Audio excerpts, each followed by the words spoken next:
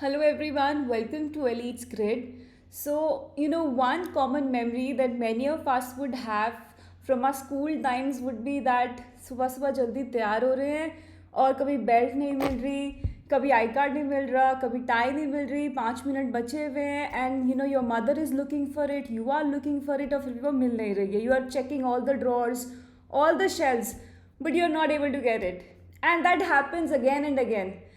तो अगर हमें ऑलरेडी पता हो कि exactly where it is that thing that we are looking for और हमने उसे वहाँ पहले ही प्लेस किया हो तो हमारे लिए कितना आसान हो सकता है. It can save so much of our time.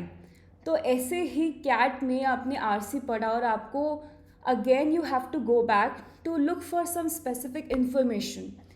अब आप वैसे ही इसको टाई बेल्ट की तरह ढूंढेंगे तो lot of time will be wasted और यहाँ पर टाइम वेस्ट करने का मतलब है less number of questions are attempted, तो your score will be less. तो यहाँ बहुत ज़रूरी है that you know which information is located exactly where. So here comes the importance of mapping. Mapping means जब आप पढ़ रहे हो तो आपको पता होना चाहिए कि इस पैराग्राफ में क्या बात हुई है, इंट्रोडक्शन में क्या बात है, कंक्लूजन में क्या बात है. अगर हम उसके नोट्स ही बनाते चले जाएंगे, बहुत ज़्यादा इलैबोरेटिव नोट्स, तो the benefit would be less than the cost, क्योंकि उन्हीं में इतना ज़्यादा टाइम लग जाएगा और मे बी इतनी ज़्यादा रिक्वायरमेंट भी ना हो.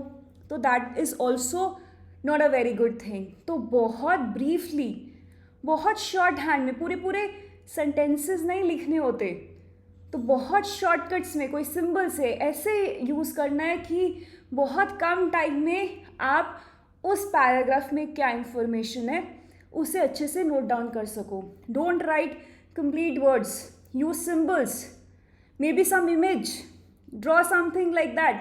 It will save your time.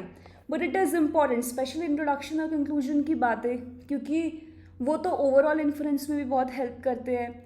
और इस पैराग्राफ का मेन पॉइंट क्या है and some other things like why, किसी चीज़ के पीछे का रीज़न, सम क्लासिफिकेशन, इतनी कैटेगरीज हैं, हाउ दैट थिंग हैपन्स. ये सब चीज़ें और इम्पॉर्टेंट होती है because they are not going to ask you factual questions, they going to ask you understanding based questions only. तो ये चीज़ों के answer becomes even more important. तो ये था मैपिंग का role. But what I was talking about, where you're writing down the points. Another form can be, another way to do is can be mentally.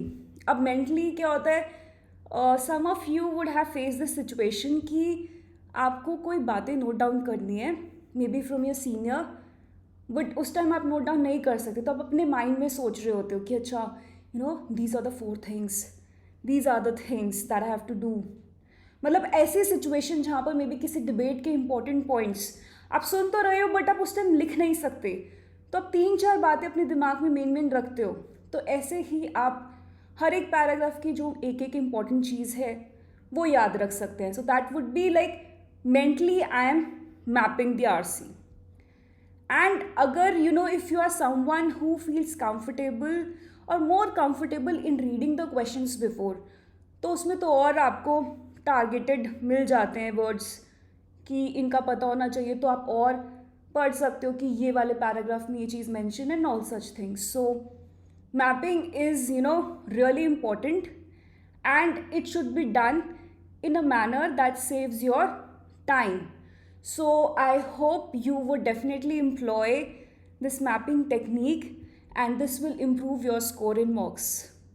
So thanks a lot for watching the video. We will be back with more such videos and till then keep working hard for your exam. Thank you.